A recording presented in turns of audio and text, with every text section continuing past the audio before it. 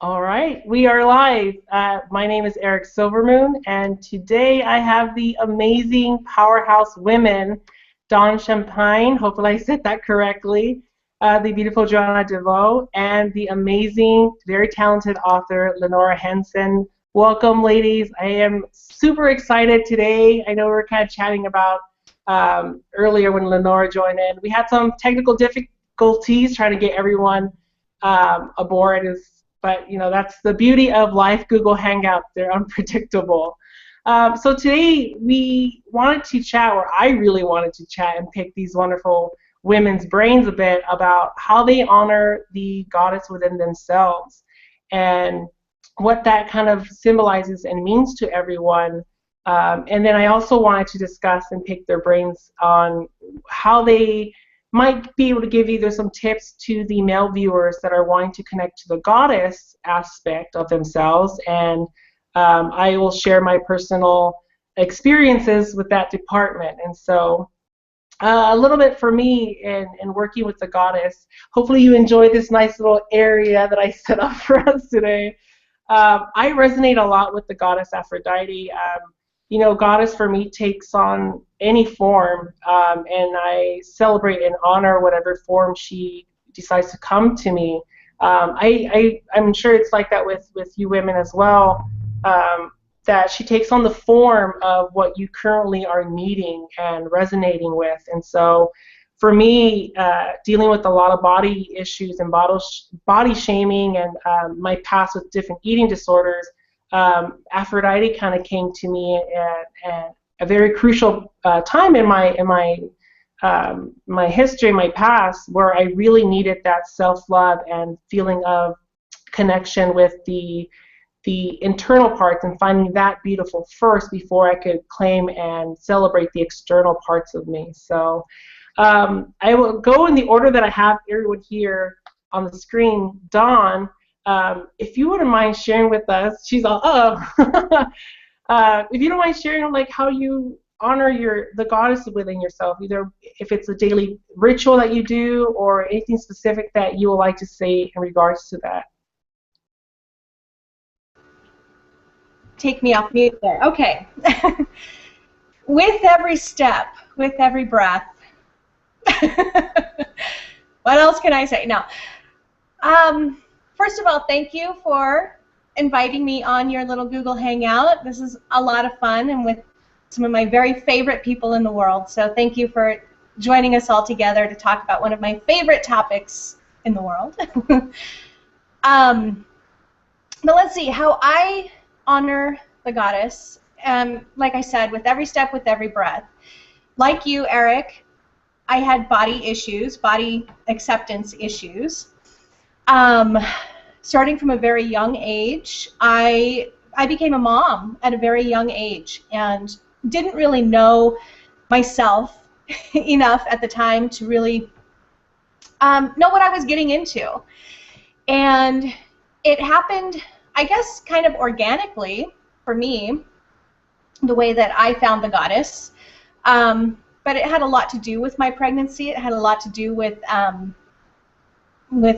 of that, with being a young mom and the body issues that young women tend to deal with on a daily basis, compounded by the issues of being a teen, a teen parent, so on and so forth.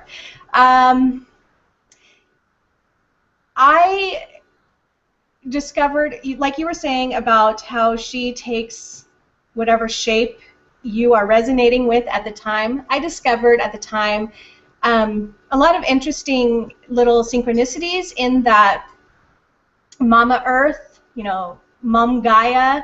So the goddess for me originally came as in the form of the mother goddess. And so I resonated very strongly with all of those aspects of the goddess. And from there, it just became a really fun exploration.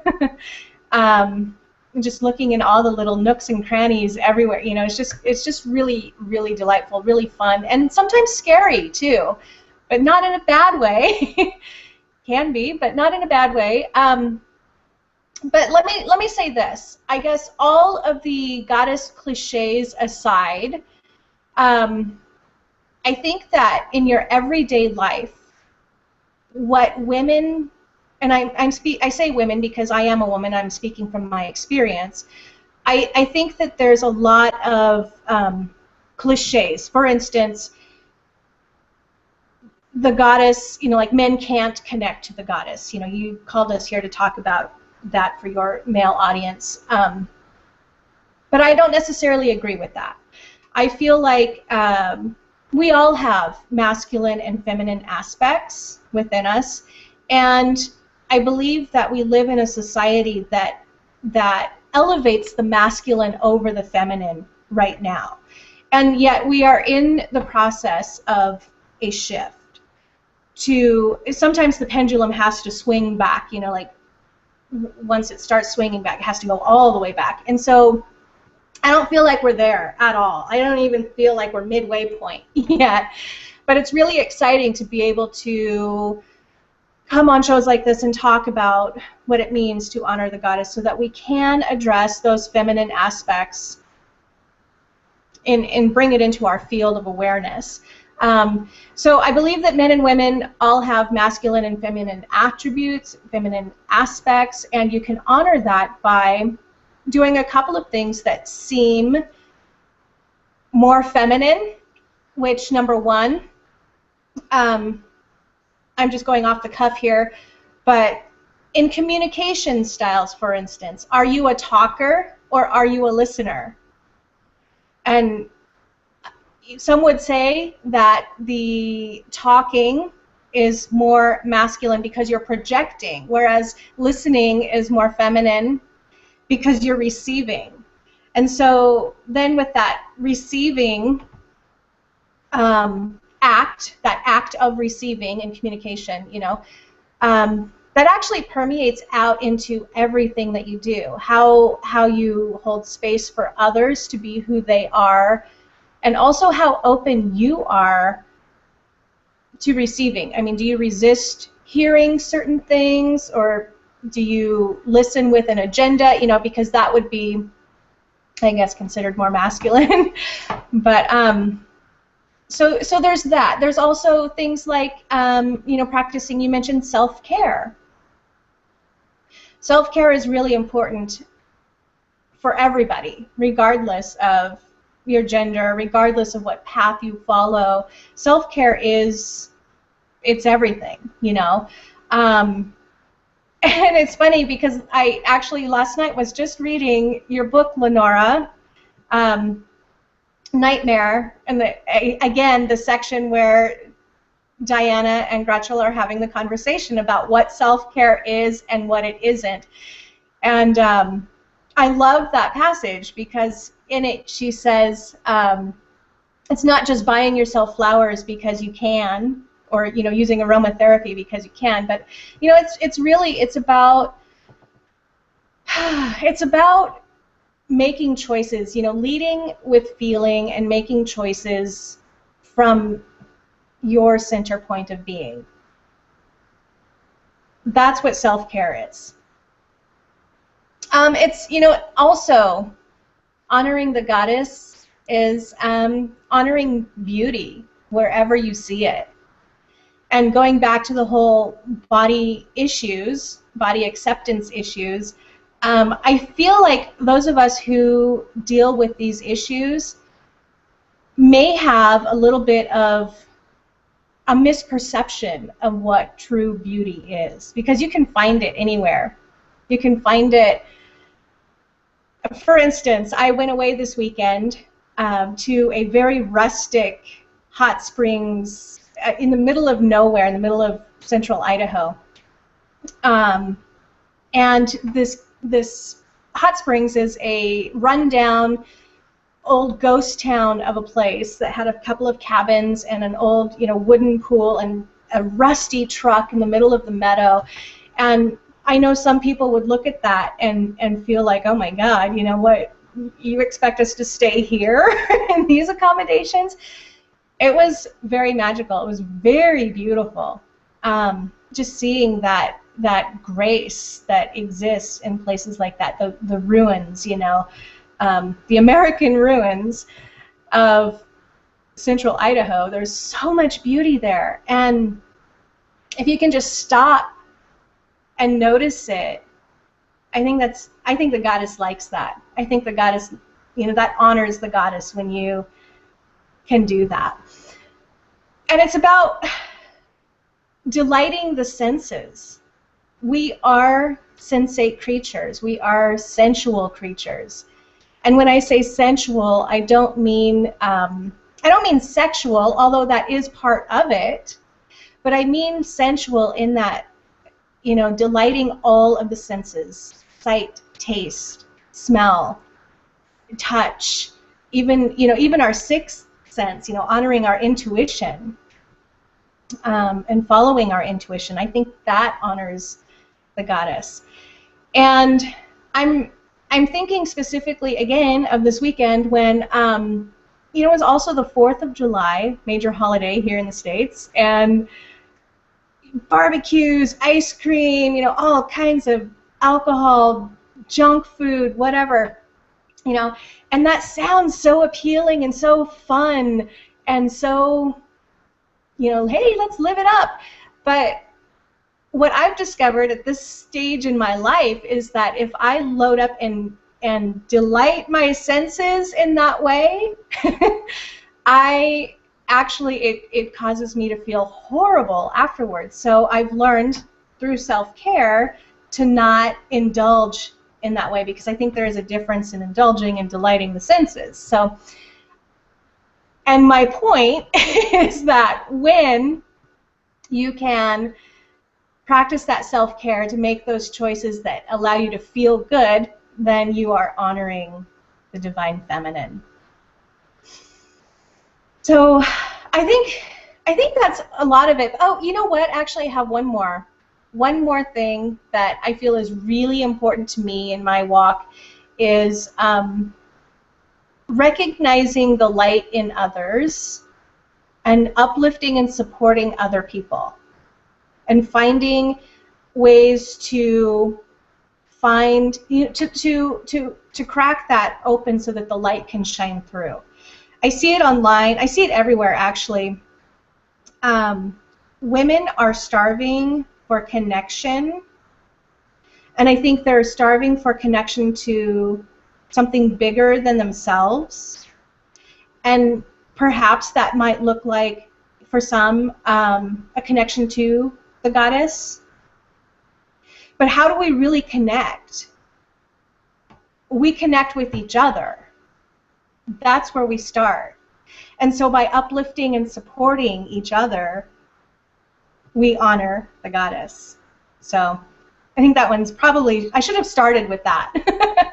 But anyway, those are a few of the things that I try to incorporate into my daily walk. So. That's awesome, Dawn. Thank you. That was so freaking beautiful. I resonated with it. You know, I think to follow what you just said about connecting, and you know, this is me maybe just speaking out of my opinion, but I think the term solitary is coming to an end for a lot, because you know, I think many witches, many people that are spiritual minded are seeking a community, are seeking like-minded individuals. I don't really hear people saying like, oh no, I kind of practice on my own. You know, I hear a lot more questions being asked, a lot more people being interested in how people connect either to the goddess or the god or to their spirituality, and what they, you know, there is that hunger of wanting to know. And you know, so I really appreciate it. And I know we have a couple viewers right now watching live, and so welcome. We are talking about how we honor the goddess within ourselves and in many aspects. So thank you, Dawn. That was amazing. I'm going to pick on Joanna DeVoe, but before, I love listening to, she's like, where's my notes? I love listening to Joanna DeVoe's voice for some reason when I'm doing workouts in the morning. And so it's something that really, and so this is what I look like when I'm on my treadmill. I'm like trying to grab imaginary pen and paper to write down things or try to quote her. So I probably look like a freak when I'm working out. But there was something that she said, which I wrote on our podcast for this week was about a story that she was sharing about how we kind of are, in order for us to do the whole self-care and to nurture our body, how do you feed that intuition? You have to feed your soul, and kind of like, what do you feed it with? And Joanna said life, and in that state. And so I know that she's going to mention a little bit how she does, but I kind of would like to pick her brain on that too. So Joanna, if you feel like. I do. And that was a really good intro. Thank you so much, because I don't have notes. I have too much to say, as usual, so I'm just going to like fly by the seat of my pants and see where it takes me. But what you said about connecting to your intuition, by connecting to your soul, by connecting to life, that's kind of all I'm thinking about this year. I'm super obsessed with it, and it really ties in very well to how a man can connect with the goddess. And when you invited me to do this, my first thought was, nobody fall off their chairs here, but I don't believe in the goddess. I don't believe. I'm not a goddessy kind of witch. And I am wearing my little Queen of Swords Athena pendant here today, but this is more of an intellectual connection for me. I connect to her as an archetype. But I believe that the goddess is really just a metaphor. And let me say, it's not about the goddess. I don't believe in God. I'm a pantheist with some atheist leanings, but I'm not an atheist because I do sense a creator. I sense that I am eternal. I sense a connection to other people. So pantheism is what resonates with me the most. I believe we've created the god and the goddess in our own likeness, that humans have created gods and goddesses as a way to try to understand, what are we doing here? Like, what created us? Where did we come from? And the closest thing we have to that is sex. Like, we are physical creators. Like, we can make a baby. We can make new life. And I really think that looking at the universe and looking at this mysterious, magical, creative force through that lens helps us to understand it. So I don't think the goddess is a bad thing. I think it's a great thing. It helps us to understand who we are and where we come from. And then for men, as I was saying about it being a metaphor, you can look at how we treat our planet. We treat it like shit. We also treat our bodies like shit. And I really feel that the call toward the goddess is about a call back into our bodies, and a call back onto our planet, onto this physical reality. Because in embracing a patriarchal culture, in leaning more toward the masculine, what we've done is we've gone like, whoop, like up in our head. We've valued the intellect, which I'm totally at fault of doing. Like I'm saying, I connect through the goddess intellectually as an idea, so I'm totally talking about myself here. But this whole, all the Abrahamic religions, it's about denying yourself your life, denying yourself these earthly pleasures in hopes that when you die, you will be rewarded in the afterlife. So we totally have this idea of bypassing our physical experience. We shame ourselves for eating, fucking, anything physical, wanting to look pretty, wanting to, feel sexy. Our homes, somehow we've shamed the material and elevated this idea of this something outside ourselves. I think that that's valuable. I think there's something outside of ourselves, the astral plane, the spiritual, the soul, all that stuff is amazing. But when you take your body out of it, you don't really get to experience it in a real tangible way. It just becomes like an intellectual exercise where you sit down at church and a man tells you the rules, and then you go home and you try your best to follow the rules lest you be punished. I mean, it's so, I really think the goddess is about being like, no, fuck that. Fuck that. Heaven is here now. Like, my spirit, it came into this physical manifestation to experience this body. And what is more sensual than a woman's body? A man's body is pretty damn sensual too, and many men embody this. All men embody this, actually. But when you think about a woman and the blood and the babies and just the whole evolution of a woman's body through her lifetime, it's a symbol that really represents like the grittiest, realest, most material existence for us. And that is the vessel for soul. So the more you can get into your body, in my opinion, the more you are honoring the goddess, so to speak, but the more you're calling your soul back to yourself.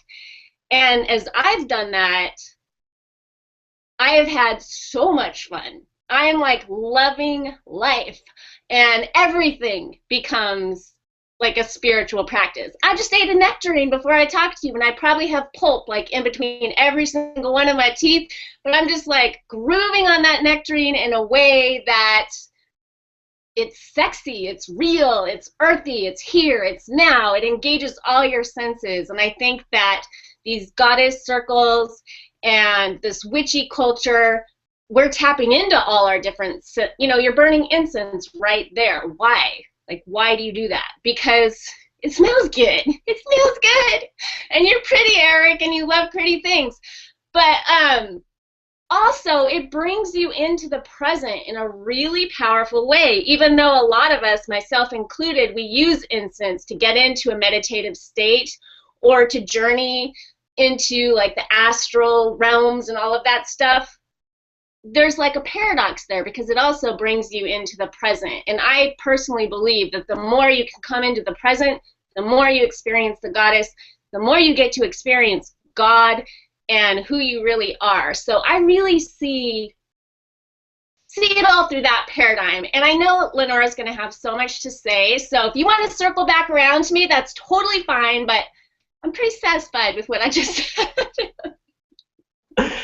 Joanna, you are seriously the most kick-ass witch I have ever known. I think there's so much power in knowledge, and there's so much power in questioning and being open to just hearing different perceptions and allowing that and questioning things. And I know that you talked before about about questioning things. I think you just posted something about Facebook, which it is. And for me, like we mentioned before at the call, that for me, goddess takes the form that I currently need in order for me to work.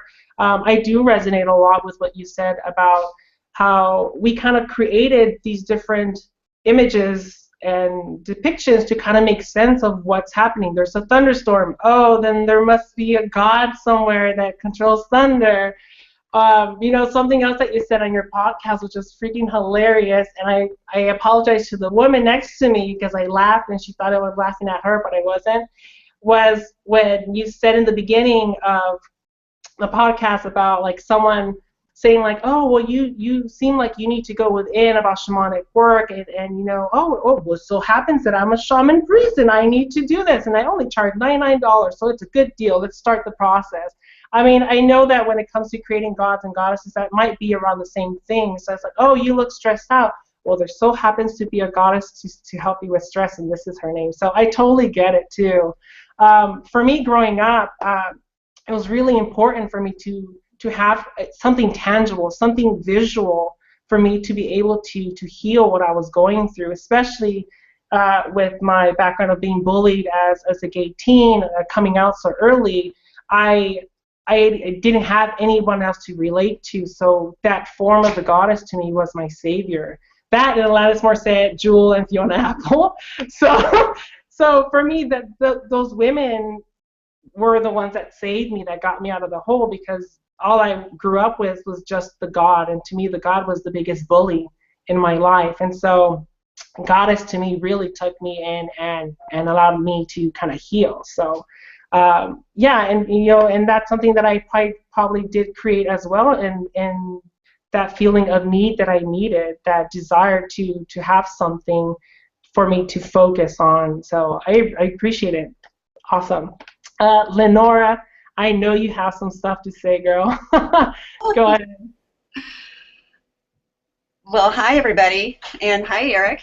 Thank you for inviting me here. I definitely write a lot better than I talk, so or pontificate, but I agree a lot with what Joe said. I see in the visual that you just pointed out. I needed a visual to really make it real for me, I guess. But I definitely believe or work with the gods and goddesses through archetype, and that's how I have been able to connect with them. And I wasn't raised with any real kind of, I was raised by a skeptic. So all of this I had no real spiritual foundation. So all of this I've really had to learn, I guess, for my own soul. I have what I call a sacred council, and it is made up of gods and goddesses. Most people know that I work with Hermes a lot, but also Sophia is my matron, and she came to me, probably about, I think it was 6 years ago, while I was on a hero's journey, and that was really my major introduction to the goddess. And she came to me in the form of wisdom, and she walked, as happens during the hero's journey, the goddess shows up in some form, and she really walked the journey with me, and it was really amazing, and it changed me. It changed me for sure. On my sacred council, I have, I'll just name a few goddesses that I work with. I have Sophia, who is the goddess of wisdom. And so I honor her by listening to her wisdom and trusting her wisdom. I have Athena, who is, she helps me with my business, and she is the goddess of moderation, and the golden mean is a very Athenian philosophy. And so I'm all about balance, seeking balance. I've sought balance all my life, and so she really helps me with that. And so when I am balanced, then I'm honoring Athena. I have Persephone when I'm feeling innocent, or when I'm experiencing something through innocence, then I am honoring Persephone. When I'm feeling like the queen of an experience, then I'm honoring Persephone. Amethystos, when I honor my sobriety, I honor Amethystos. I honor her every day, and thank God for her. I honor Psyche. She's the goddess of soul, and Psyche really is, I coordinate her with my relationship too, Eros and Psyche, and I kind of, I see the mighty yoke as Eros, and I honor her every day too. I honor all of them every day, but the way I honor them is by recognizing when they are working through me. When I'm working with my business, I know Athena's working with me, and so I'm honoring her by recognizing and being aware. And I think that's how the goddess is such a broad topic, but to really narrow it down, archetypes is how I have been able to make it a concrete concept, I guess. Aphrodite. Mighty Aphrodite. This is who I'm working with all summer long. She is the goddess of self-care. We were talking about self-care. She is. She knows how to take care of herself. And she doesn't need anybody else to do it for her. And that's something I've, she teaches me something about that every single day. And so, and she's also the goddess of sexuality and the rising, this beautiful rising of creation and beauty and laughter. A lot of people don't know that she is the goddess of laughter. So every time you're laughing, you're enjoying your life, and you are honoring Aphrodite, whether you really know it or not. So, yeah, that's how I do it. And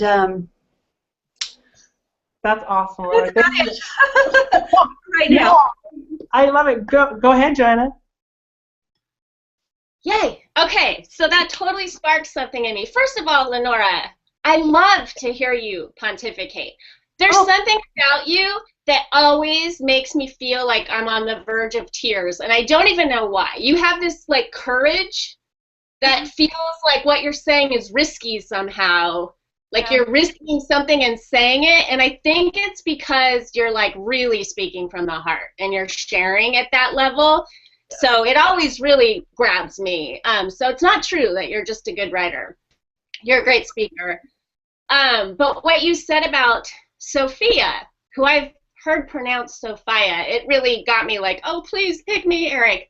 Because that was the first goddess that I could understand and tap into because I was studying Gnosticism at the time. I think it's John Lash, but I was reading Timothy Freak, John Lash, and Mark Townsend, like all at once. So I might give credit to the wrong person here. But the way I came to understand it is that Sophia is the bridge between God and man. And this like ignited something so exciting in me because I grew up in a Christian home and I used to draw the dove of peace, you know, that like peace sign, that dove all over everything, and that represents the Holy Spirit. And I think we superimposed the word the Holy Spirit on Sophia. We took the feminine out of it, but it still means the same exact thing. So that was really exciting to me. So this year, as I've really been working with calling your soul back to your body, I understand that metaphor on a whole other level, because it is in working with Sophia that God like comes through the body of Sophia to man. We're able to touch divinity by experiencing Sophia, by working with this bridge, by working with this kind of like middleman, middle woman goddess. So I don't know, I just had to share that because it really ties into what I was saying, and that was my very first goddess. So thank you for mentioning that. Oh my God, you ladies make me laugh. Joanna, Lenora, did you want to follow up with anything that Joanna just said? I'm sorry? Oh, did you want to follow up with anything Joanna just mentioned? Well, I totally agree. I think Sophia is a goddess for everybody. I mean, if you're having trouble really pinpointing a goddess that you want to work with, she is a great one to start with, because there's just something so loving about her. Yeah, it just kind of gives me goosebumps to think about her. I got to show you this picture. I printed off the internet a long time ago.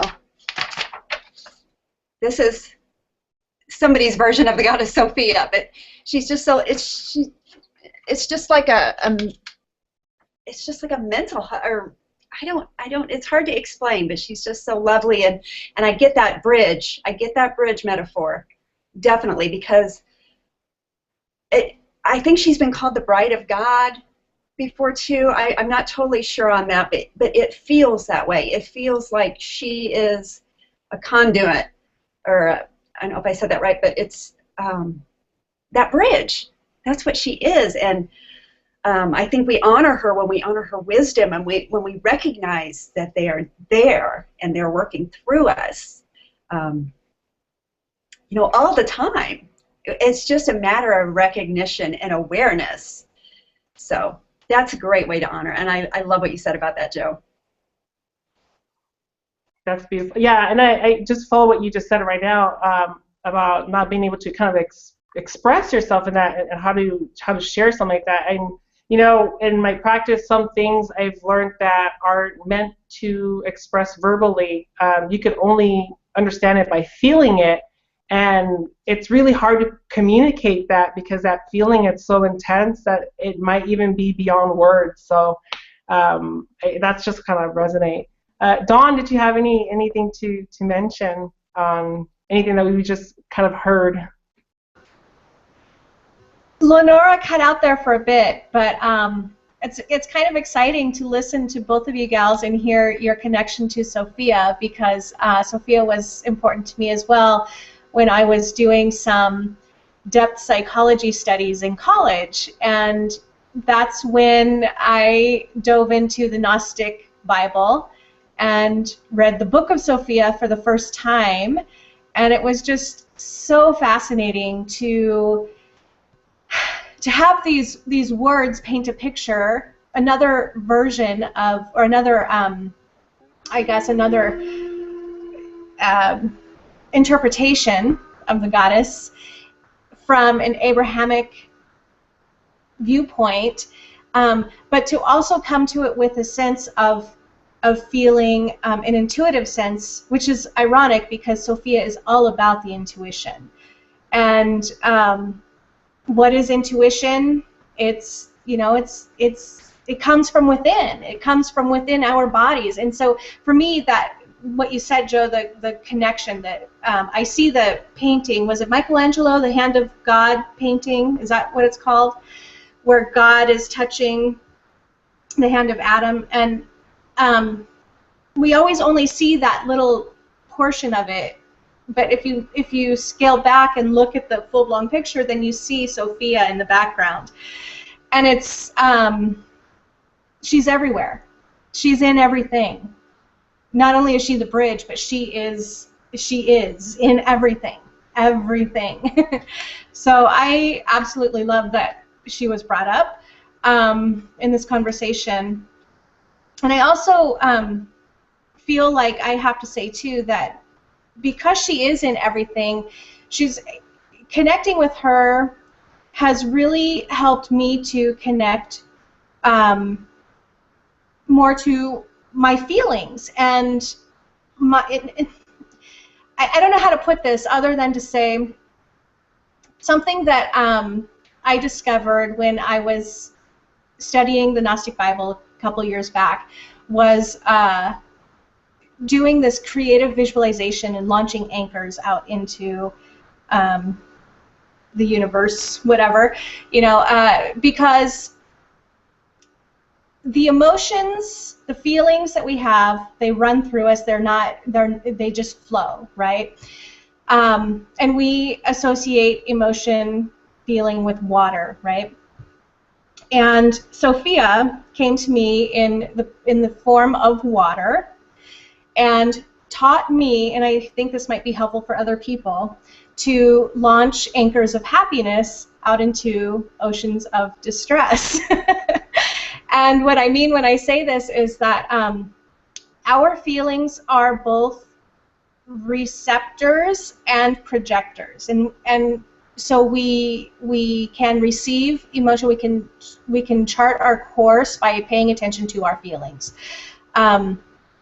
So what Sophia has taught me was to, in a moment of happiness or joy, when you're really living life and embodying that joyful exuberance, that jouissance, that fuck yeah feeling, you know, is to be aware of that, consciously just take a moment and send out an anchor of happiness into your ocean. And just a quick visualization, and you'll notice, you'll visualize that anchor of happiness connecting to the ground below, the earth below.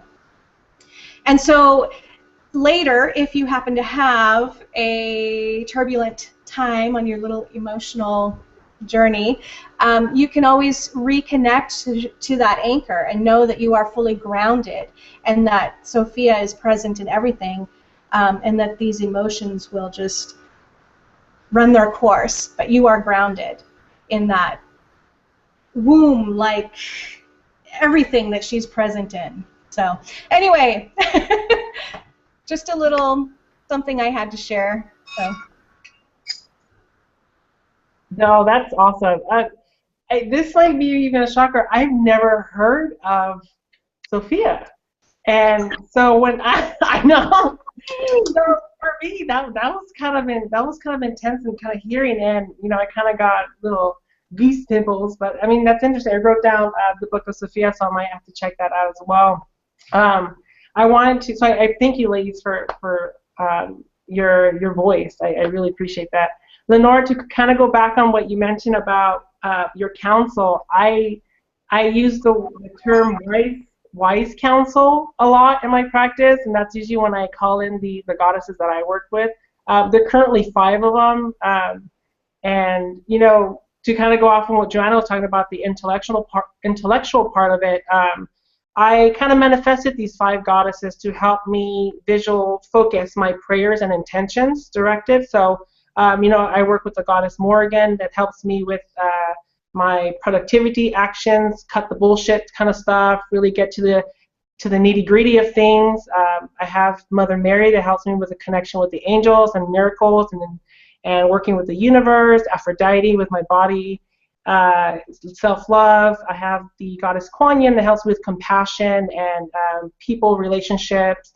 I work with the African goddess Ani that helps me with abundance. And then I also have, I think I left one out. I think that was all 5. And so, it's interesting how you kind of have that council, you call them all in when you really need to prioritize what's happening in your life and figuring that stuff out. So I did want to talk about, I even wrote it down on, I know my intention was also to kind of find out in a male's opportunity for the male viewers. I had a couple questions asked to me about that they find it a little bit difficult in allowing themselves to tap into the feminine. For me personally, growing up as a gay male, I was, spoon-fed the ideal is that being feminine as a male is wrong.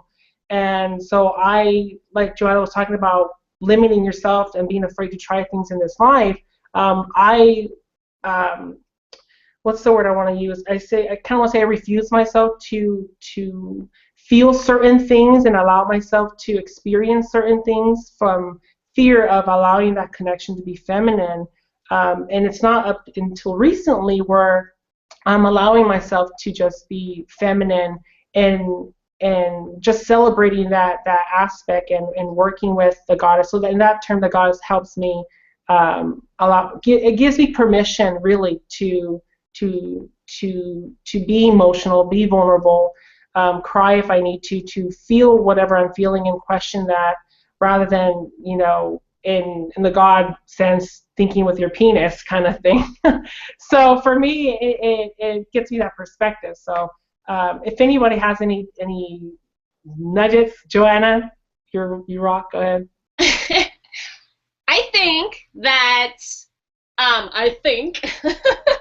that this is something that really, kind of going back to what I was saying, can help men, especially straight men. I think it's a lot easier for a gay man to connect to the goddess than it is a straight man. It's very threatening to some people, in fact, to think of it as connecting to your body instead of having you don't have to work with the goddess. You can be a witch. You don't have to work with the goddess. You can be, you can get into shamanism. You don't have to like shoehorn yourself into like a cultural cliche because that's what everybody else is doing. So if it makes you uncomfortable, explore where your interest naturally leads you. And I think that it might end up leading you to the goddess eventually. But it's interesting to me how a lot of gay men, they don't know they're gay, but their families do, or they feel kind of gay. They're thinking that way, when they start coming into their own, but they have those dads that are like trying to push that down. I think, again, this comes into, I think a lot of gay men are very sensual and expressive with their bodies. So the first sign you notice in a little boy is he's like swishing. He's like moving in this very like dancey kind of way that is like expressive. They're like in their bodies, and then they get older and they might they're like into their hair and their outfits, and they're like exploring the sensuality. And it's not a girl thing, it's a human thing. And it's not about who you want to have sex with. It's just a certain kind of man feels the need to feel himself in this way. You know what I mean? And I just know, I'm not saying this is true of all gay men.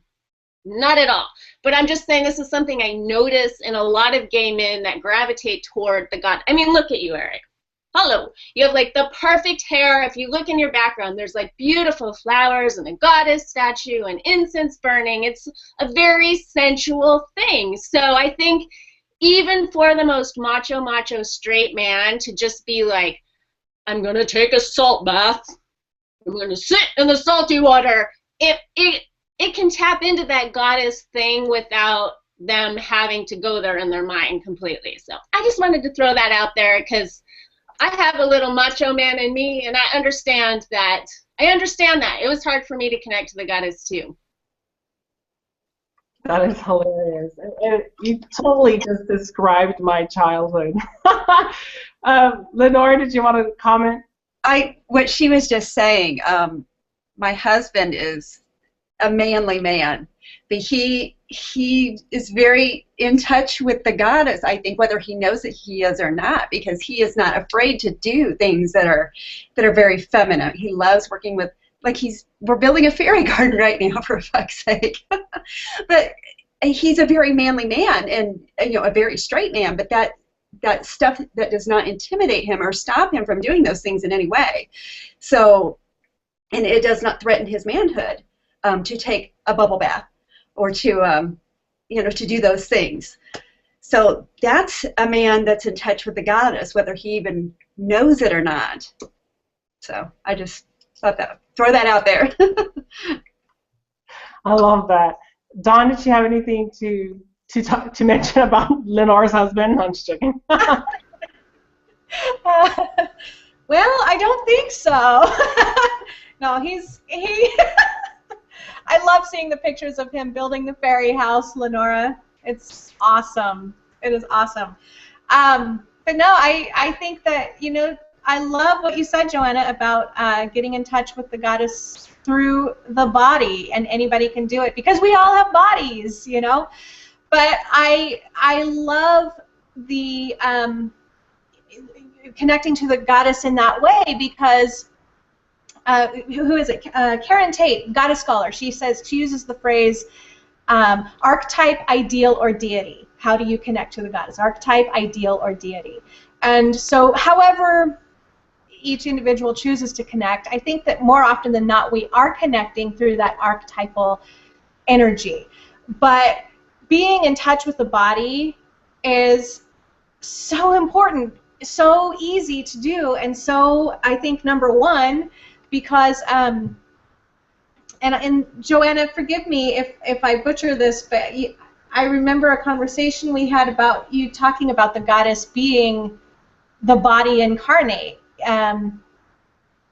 Just anyway, it is so true. And you think about Venus, Earth goddess Venus, and all the earthy goddessy always associated with the earth, the physical, that body. Anyway, I feel like I'm just rambling. I'm just excited right now. But yes, it's so easy to do. It's something everyone can do. And yeah, just using that, adding to the list of archetype, ideal, deity, or physical body. I guess I'll leave it at that. That's awesome, Dawn. As I'm listening to everyone, and the original intention was to talk about how we could connect, but the overall theme is really just how we connect to our internal bodies, and that's just how we honor ourselves. Someone mentioned to me, it was one of my friends mentioned to me about kind of heaven or the idea of heaven and the afterlife, and it came down to this earth, this life is our heaven, and everything is here for us to feel, to sense, to smell, to experience, to love, and to kind of do all that.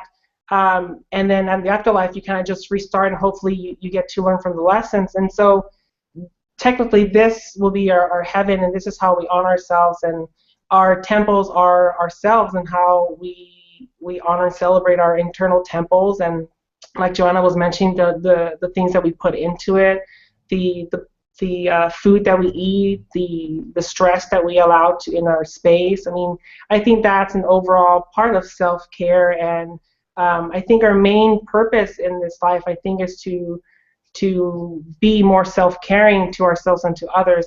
For me, that just seems to be in the theme of the goddess, and in that sense. And so I don't know if anybody else has any little last tidbits, nuggets of wisdom. Dawn?